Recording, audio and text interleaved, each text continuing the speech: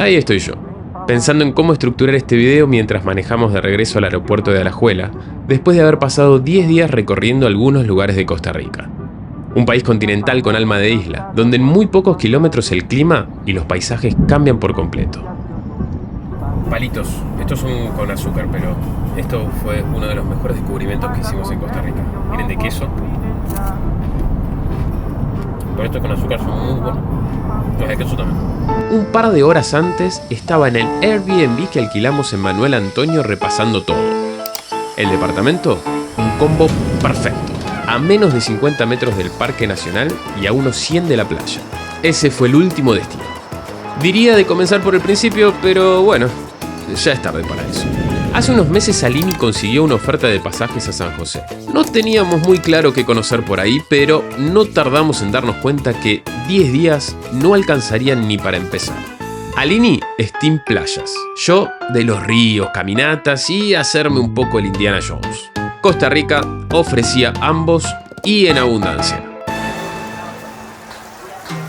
Como buenos hijos de vecino, aterrizamos en San José por la mañana y, luego de ser recibidos por nuestra amiga Clau, aprovechamos la tarde para conocer el centro.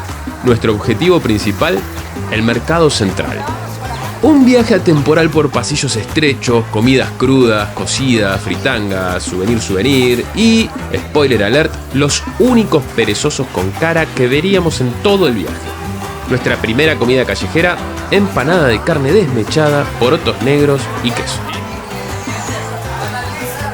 Después de una gran noche a pura cerveza, chiliguaro y chifrijo, partimos a nuestro segundo destino.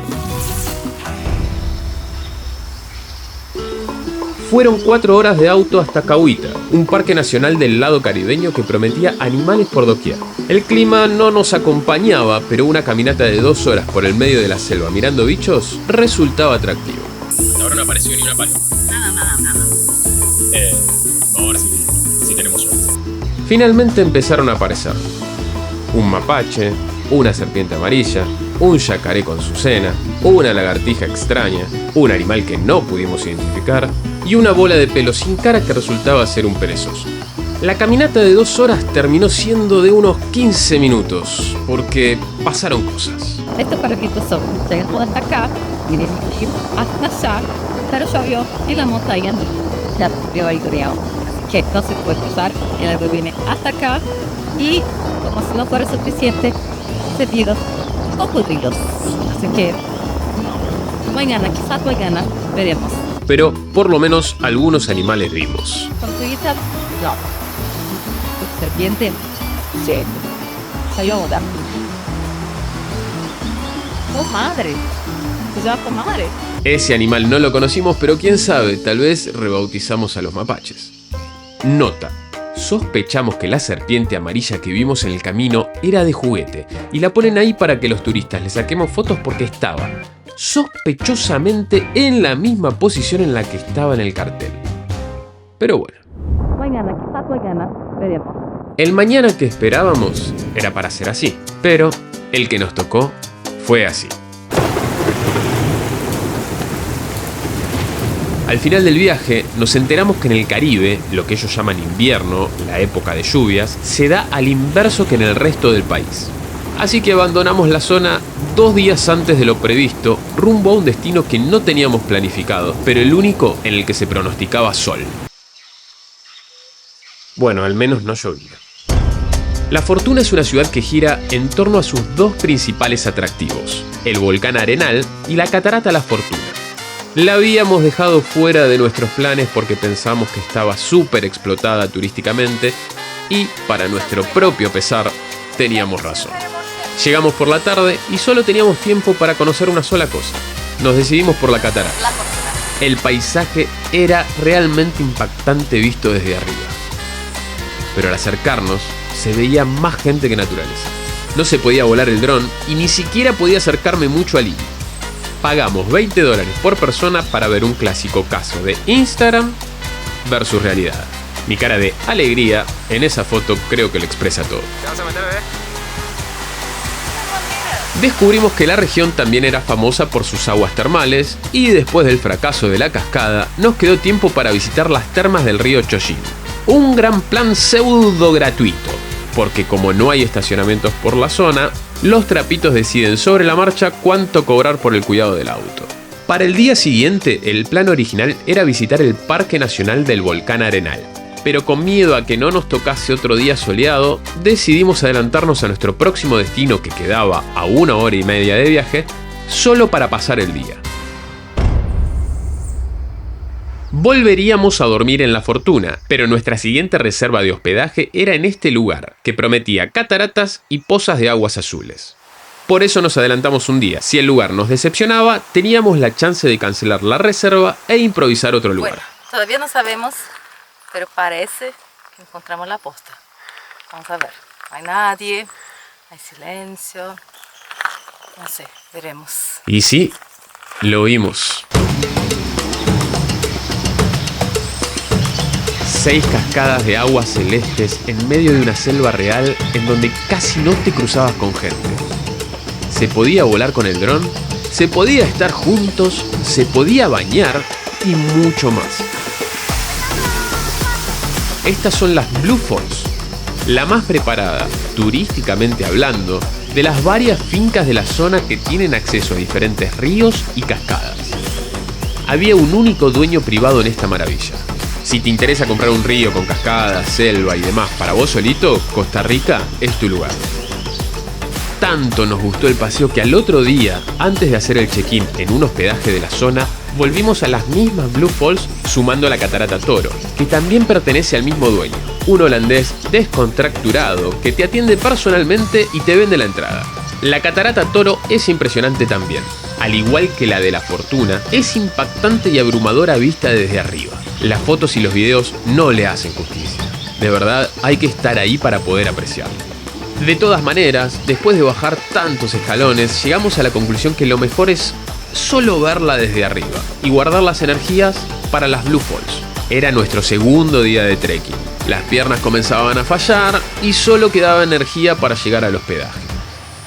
En esta parte de nuestro paseo sabíamos que íbamos a ascender trekking cascada, trekking cascada, trekking cascada. Entonces dijimos, vamos a conseguir un hospedaje tranquilo que nos haga fácil llegar a los lugares, así evitamos más aventuras. Mira qué tranquilo y sin aventura nos resultó nuestro hospedaje. Resulta que, para llegar a nuestra cabaña, había que hacer un mini trekking desde el estacionamiento pasando con todas las valijas por un puente colgante, una escalera caracol súper estrecha y unas escaleras un poco más normales. Acá superando traumas, mirame. Un dato sin color. Hace unos años, en un viaje que hicimos por la Chapada dos Veadeiros en Brasil, Aline cayó desde arriba de una catarata de unos 5 metros a la hoya de la misma luego de resbalar en un salto bastante peligroso. Desde ese día, Aline había cancelado los trekking y sobre todo las cascadas.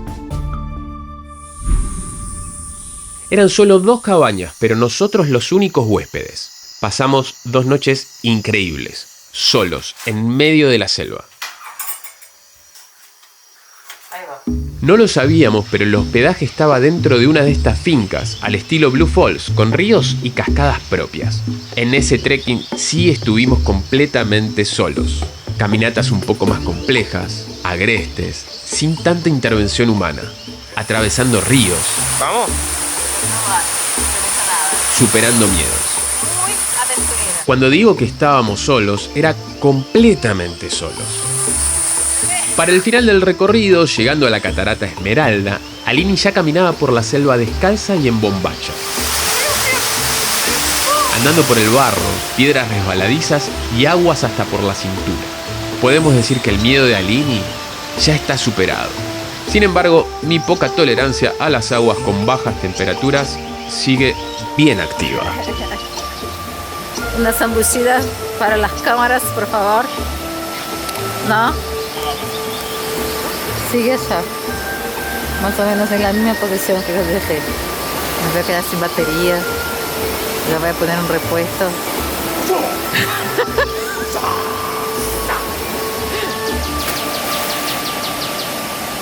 Miren cómo se mete ahora. Ahora sí, volvamos a donde empezamos este relato, nuestro último destino, el Parque Manuel Antonio, ubicado en la ciudad con el mismo nombre del lado que da al Océano Pacífico del país. Playas y trekkings muy cortos para ver animales de todo tipo en un entorno completamente natural. Si bien el parque entero puede recorrerse en un día, nosotros sacamos entradas anticipadas para 2. Así podríamos recorrerlo aún más tranquilos y tener tiempo para disfrutar de las playas a las que solo se puede acceder desde dentro del parque. Vimos todo tipo de animales, incluso monos robando cosas de las personas descuidadas en la playa. Perdón por culpabilizar a la víctima. Las aguas, cálidas al punto de casi no refrescar. Fue la primera vez en la que ambos nos bañamos en alguna playa del Pacífico. Hay algunas playas alejadas en medio del trekking, pero las principales son las que se formaron por el característico tómbolo que identifica el parque: la Espadilla Sur y la Manuel Antonio. Calentita, pocas horas después, por sorpresa, está mal. Adentro. No, pero ahora tengo un poco de miedo. Fueron días más tranquilos sin tantas caminatas, disfrutando del parque y de las playas fuera de él. La Espadilla es la principal de la ciudad, con un mar agitado a la que acuden surfistas. Y la Viesans, que está un poco más alejada, pero que es mucho más tranquila. Comidas de mar en restaurantes con vista a la playa, margaritas de guanábana y cerveza. Lo único que a Lini realmente llamó de vacaciones. Los 10 días pasaron. Por momentos pensamos que la lluvia nos arruinaría las vacaciones por completo, pero la piloteamos bastante bien. Tuvimos un día de ciudad capital, conocimos un Caribe marrón, jugamos un poco a ser Indiana Jones, Música en vivo. vimos animales de todo tipo y pudimos disfrutar de la playa. 10 días que nos dejaron con ganas de más y conocer lo mucho que resta de este encantador, variado y mágico país. Pura vida, Costa Rica.